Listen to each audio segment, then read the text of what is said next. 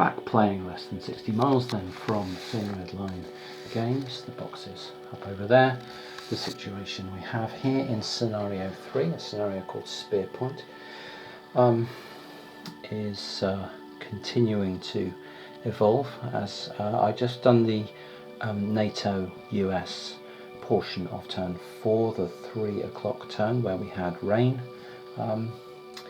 and the Americans were attempting to sort out something of a mess in their position that I'd explained in previous videos. I think the main mess they were trying to sort out was up along this road where I'd moved this HQ. This HQ was stationed too far away to give orders to the units it needed to give orders to, even after it moved. And so we solved that situation by biting the bullet here and making what's called an authorized posture change for units. So there are a number of ways to change posture or formation. Let's call it posture, that's the term the game uses, the posture of units. One way is to issue orders from a headquarters. So for example, this headquarters could issue orders to these units, but to do that you need to have gone down the command chain. You can see an order chit here for headquarters. So next turn, this Warsaw Pact headquarters will get this order, and at the same time, this US headquarters will get that order. And so there's a delay in issuing orders to headquarters. Once those chits are turned over, and as it happens, it's this HQ that will be allowed to issue orders next turn. They can then command posture changes in the units that they can control. But another way to change posture is simply to look at the existing posture on your postures chart here. So exactly, if you're in road, you can look along and the units can themselves decide to change into tactical, and it will take 1 turn or 3 hours. So we had units in screen down here, and you can look across here and you can see that they're allowed to change into defense or active defense, and it takes them 1 turn. The fact that they were out of command range at the point they did that adds another turn, so it's going to take them 6 hours to make that change rather than 3, but they decided just to bite the bullet and do it, since the HQ was still going to be out of range anyway in all likelihood, and so the net effect was going to be pretty much the same, if not slightly better, doing it this way. So you can see, for example, that this guy here has now got a defense order, and that will come into effect at 9 o'clock tonight. And you know, best case for maybe this guy who will be in command range next turn, it'll work out the same. But for these guys who are still out of command range, this will work out slightly better and get them into defence and active defence posture. So that sorted that problem out that the Americans had. In this area, this was interesting. Although there's a lot of Warsaw Pact units around, the March Assault that they're using predominantly to allow them to move forward and still fight effectively is not a blocking posture, so it hasn't got the orange stripe on it, so it's easy to move away from them, whereas units like this, which are in recon, are blocking and force you to make disengagement to move away from. So in this area, this armoured cav unit was simply able to move away because none of this stuff is blocking, and so they don't exert sort of locking zones of control, if you like. Whereas the unit in here, this mechanised, was forced to try and withdraw away from this guy because of his recon posture, but successfully managed it with some helicopter support from out down here. And that has allowed the US to form something of a slightly more coherent defensive line, with some mechanised infantry here, some more mechanised infantry here, some recon here, this half engaged unit here. These markers are just about to go. This half engaged can come off because it's the end of the turn. He's still in screening posture, but that is going to increase the movement point costs of this advance into this area. And this guy's engaged. This can come off. He's also in screen, and frankly he's in trouble. Because he was engaged, he couldn't use any movement points, and he is a battalion, so he has 4 attrition before he's destroyed. And unfortunately for him, he's taken 3 of them, so he is likely toast in the upcoming turn. Unless he can withdraw and gets very lucky on the Warsaw Pact dice rolls, and they can mitigate some of his losses through withdrawals. So this is the situation. There's the engineers completed the building of a lovely defensive works for this unit just at the point when he was about to be destroyed. That was the plan, for him to drop back into here and have a lovely, nice, solid defense with a Def 3, but he's been gobbled up rather quicker than we expected. But the Americans have slowly sorted out some of their structure through here, and also got artillery up into positions where it can start to affect the outcome. So they've got a nicely positioned artillery unit here who should be in, shoot and scoot, so he can now fire. They've got artillery back here, which looks like it's a long way away, but with its big fat 5 range, 1, 2, 3, 4, 5, can support up towards the front line from back there, similarly up here, and this seems to be more sorted. So the US are hoping that they've got more of a stable position right now, and will also get some command points back next turn. And we go over to the Warsaw Pact for them to try and start solving some of their problems in turn 5. Here we are in less than 60 miles, halfway through turn 5, and I've discovered that I've made something of a mistake, a rules mistake with the US NATO side. A big mistake, not huge. Annoying mistake, slightly, yes. Is it going to affect the game? Well, all rules mistakes affect the game to some extent, so yes, undoubtedly, but I've done my best to rectify it. So the rules mistake was that in the scenario rules, there's the NATO forces are disorganized, they're caught by surprise by this Warsaw Pact advance, and for the first 8 hours, the first 8 turns, which is 24 hours, so for the first 24 hours they're in a state of disorganization, and specifically what that means is that when they issue orders, those orders take an hour longer to come into effect, and when they use those orders to change the posture of the units, that also takes an extra hour to come into effect. So a lot of the posture changes, the 6 posture changes that happened around here when this HQ took its order, that order shouldn't have arrived until an hour later than it did, which would have been around now or maybe last turn. And then the posture changes that they tried to do would have taken another hour as well, so all this stuff wouldn't currently be in the nice snacky correct postures or the better postures for the situation that they are now. And similarly, the next order that was coming up here for this HQ would have been delayed by all that, would have been delayed by an hour while the NATO forces waited to get the command points back to issue more orders, and then would have been delayed by a further hour to issue it, and the deployment from those orders is going to be delayed as well. So I've had to do a little bit of rejigging. I can't reset the deployment of the units, it's just too difficult. I had to do a little bit of jigging around with a couple of the combats and refight them without a lot of the artillery support that the Americans were able to put in because of that mistake. It didn't really change the outcomes, though. They were pretty much stalemated. This attack into here and an attack into here were both pretty much stalemated. The US were able to throw a lot of electronic warfare and quite a lot of helicopters, and they did have some legitimately set artillery as well to contribute. So I don't think that has been affected that much. And the other thing I've done is set these orders that the Americans had lined up here, which would have kicked in this turn.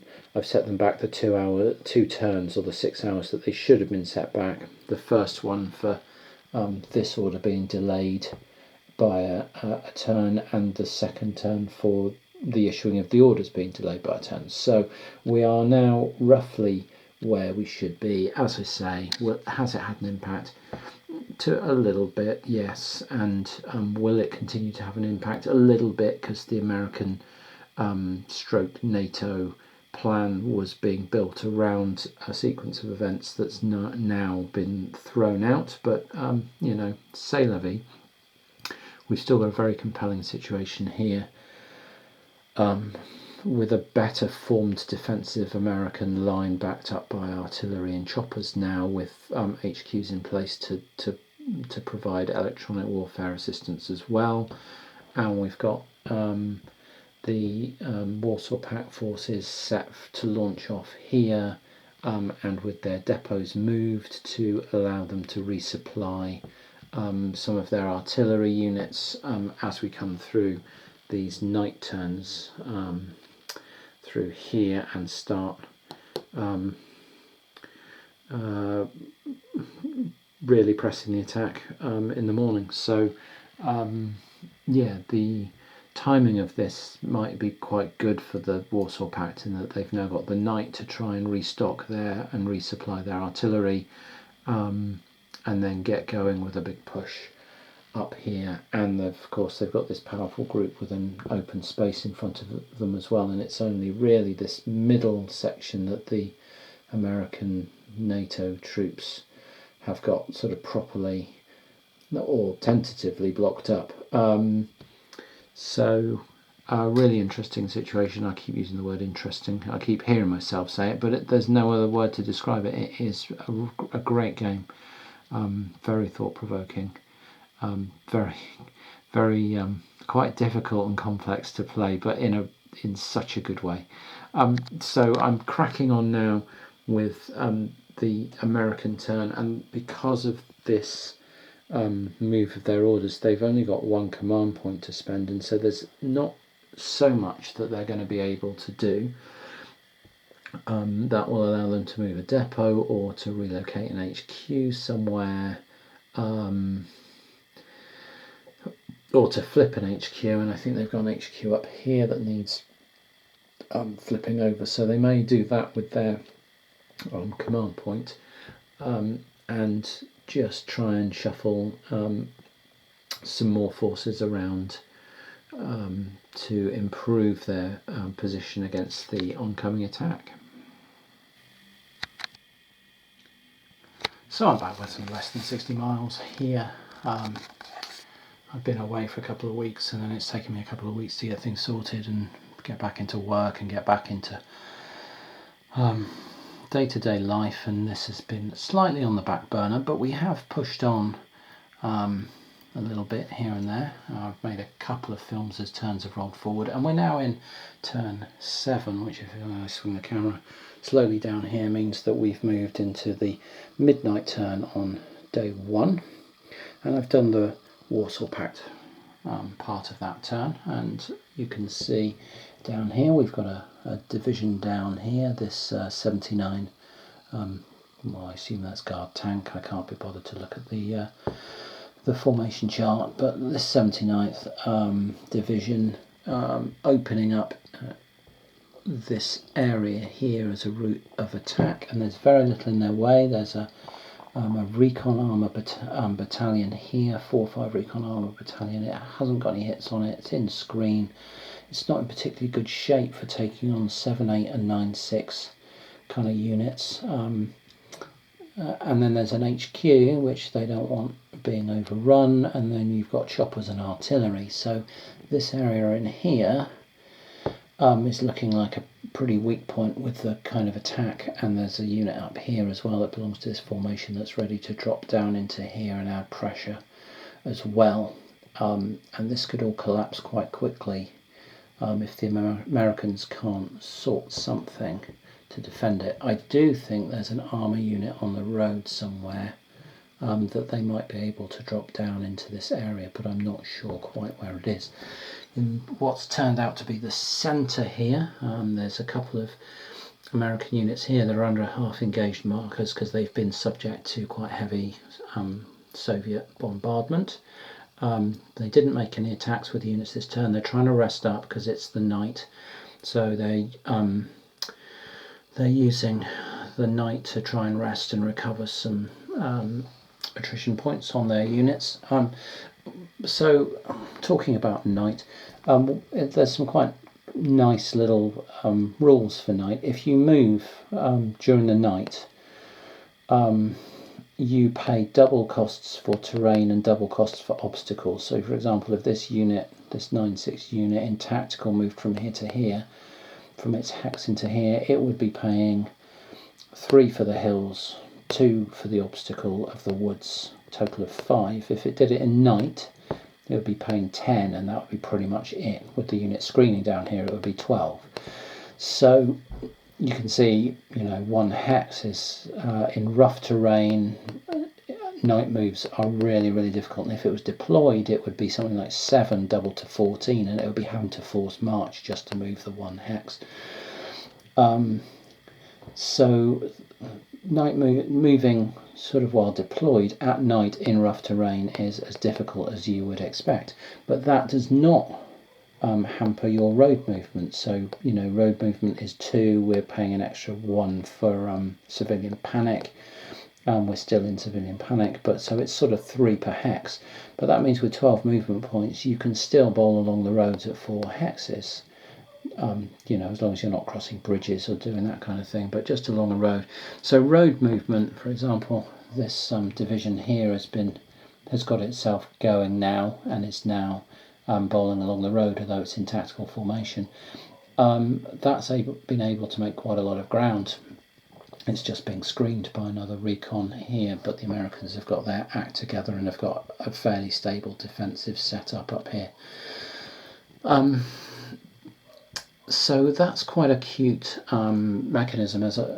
My point was that the fact that you are limited very heavily in your sort of off-road movement at night, but able to still move pretty much at full pelt on the roads is really quite clever. I like the way that's modelled in this game, and it's just another one of those nice clean little things that it's getting right. Very much like that indeed.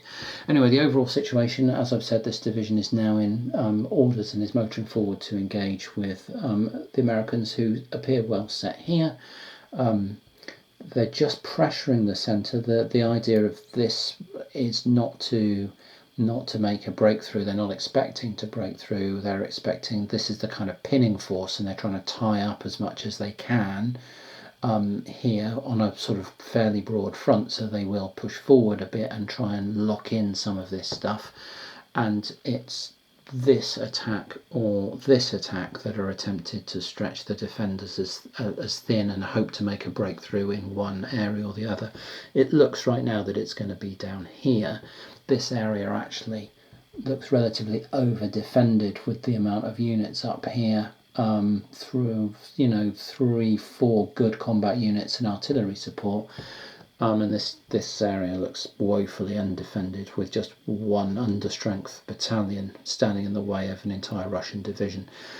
So this is the problem that NATO have got, and the Warsaw Pact is obviously eyeing a route through here towards, and then could angle in towards any of these 3 blue cubes that represent the 50 victory point locations. So that's the situation at the Russian portion of turn 7, the 0-100 hours turn on day 1. The Americans are about to have a brigade order kick in from this brigade, the 3rd Brigade here, so they will be able to give some orders within, I think, the range of this guy, so 6 hexes probably, which will give them a lot of flexibility to set up some more defensive lines if they need to, especially in this central area. And then the Warsaw Pact have got a couple of orders kicking in over the next 2 turns. I think this order is a refit order for this artillery down here, so they're going to try and, because this artillery is pretty much spent, they're going to try and put it in refit orders to allow it to remove its attrition and rearm basically for a last sort of barrage in the closing turns.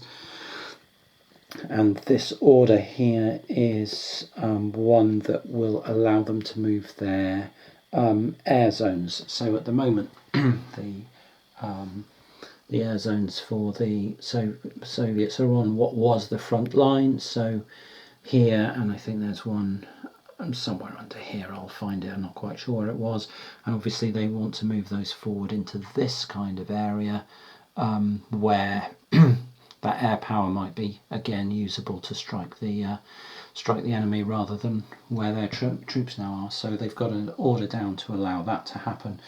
And once those are done and we're back into daytime, they'll have some more command points kicking around for moving HQs forward and relocating depots, which is going to need to happen.